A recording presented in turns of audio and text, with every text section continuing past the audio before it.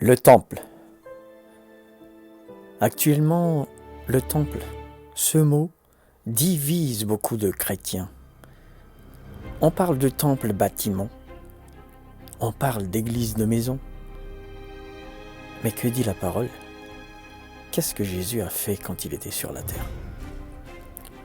Dans Marc 11, 15, nous pouvons lire « Ils arrivèrent à Jérusalem, et Jésus entra dans le temple.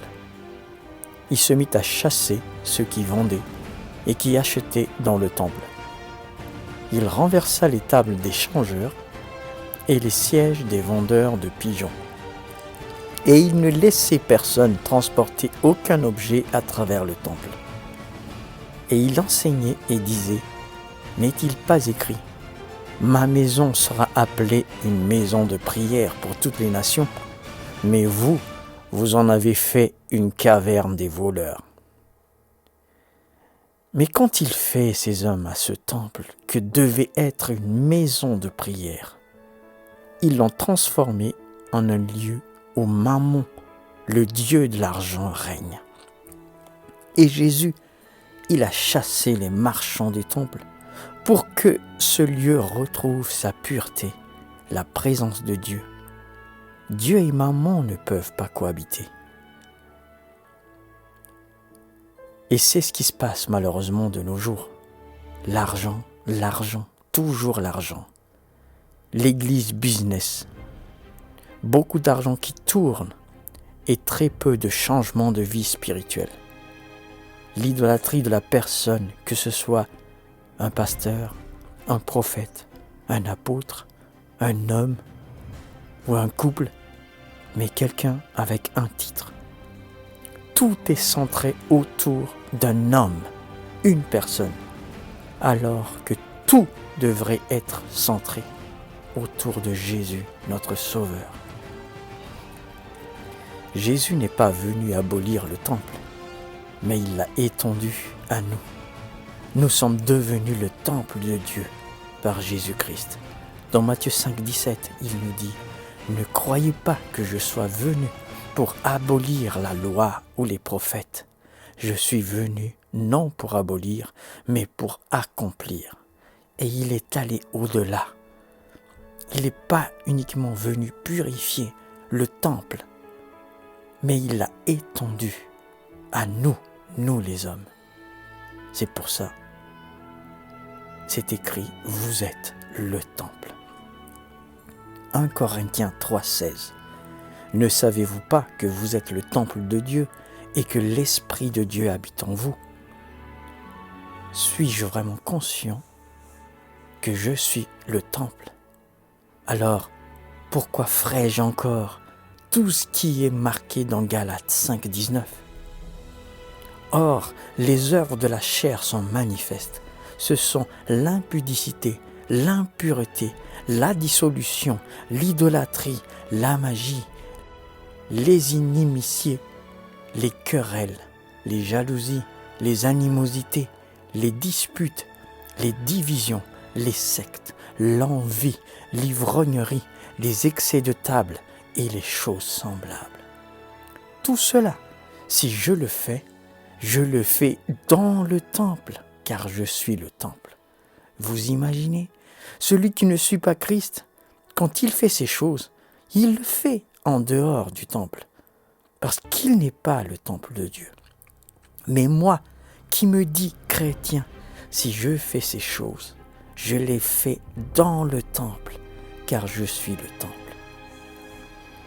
Que je sois dans un temple bâtiment, et surtout, quand je suis dehors, je suis toujours le temple que Jésus est venu nettoyer de tout ce qui est dit.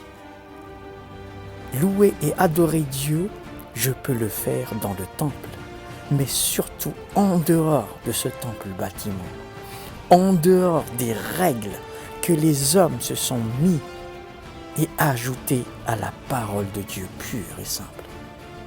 Je peux adorer Dieu dehors, dans tous les lieux, car je suis le temple. Dans Jean 4, 21, Jésus dit, « Femme, lui dit Jésus, crois-moi, l'heure vient où ce ne sera ni sur cette montagne, ni à Jérusalem que vous adorerez le Père. Mais l'heure vient, et elle est déjà venue, où les vrais adorateurs adoreront le Père en esprit et en vérité, car ce sont là les adorateurs que le Père demande. Dieu est esprit, et il faut que ceux qui l'adorent en esprit et en vérité. Frères, ne perdons pas notre temps à discuter église, temple, bâtiment ou église de maison. Paul a salué les deux dans Colossiens 4,15. Il dit « Saluez les frères qui sont à Laodicée et Nymphas et l'église qui est dans sa maison. » Posons-nous plutôt la question, louons et adorons-nous vraiment en esprit et en vérité? Les marchands du temple sont-ils toujours dans nos assemblées? Et sommes-nous nous-mêmes ces marchands du temple? Respectons-nous le temple que nous sommes comme nous respectons les édifices religieux?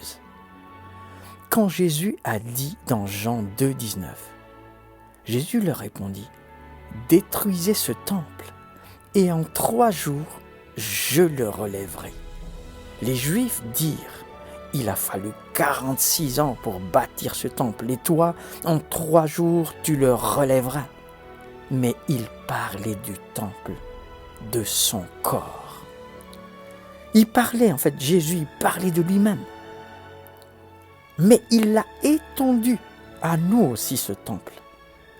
Et quand il dit, il veut rebâtir le temple au bout de 3 jours,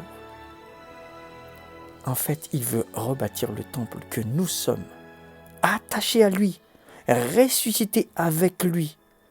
Nous sommes un nouveau temple. Pas celui où les pharisiens règnent, ni les marchands, ni Mammon, ni l'idolâtrie, mais un temple, un vrai temple de Dieu vivant. Celui qui n'est pas fait de main d'homme, mais de la main de Dieu. Mais le Très-Haut n'habite pas dans ce qui est fait de main d'homme, comme dit le prophète. Alors, soyons ce temple, le temple de Dieu en Jésus-Christ.